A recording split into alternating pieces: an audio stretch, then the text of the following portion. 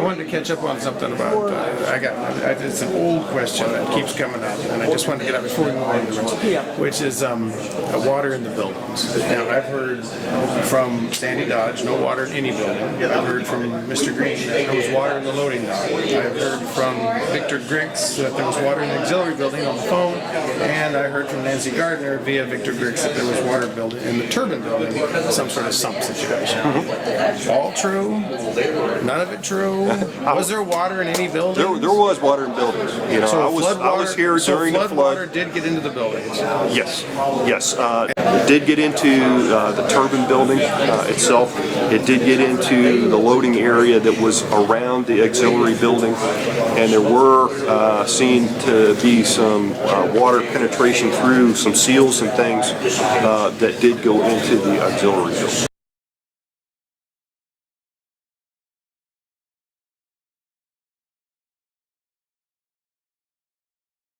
The plant was not flooded.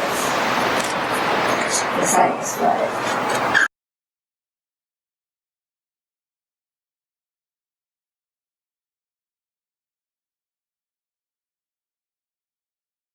The crucial thing is, was there a breach of even a drop of water? We refer to the auxiliary building, one of our safety-related structures. I'm not aware, and I was at the plant every day. I walk these systems down, walk these buildings down.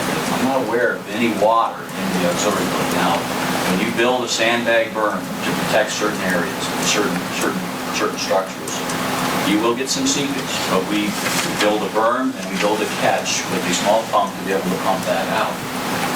We don't. You referred to somebody referred to the entire basement of the turbine being flooded. Now, I'm every single day walking around and it was dry.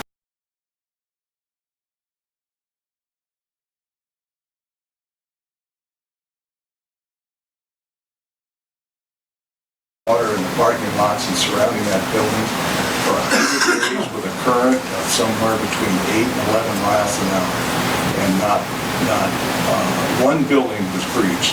So flood water did get into the buildings. Yes. And in what buildings exactly? It did not get into the containment structure. It did not get into areas where it affected any safety. Where did components. it get into? It did get into the turbine building itself. It did get into the loading area that was around the auxiliary building, and there were seen to be some water penetration through some seals and things that did go into the auxiliary building.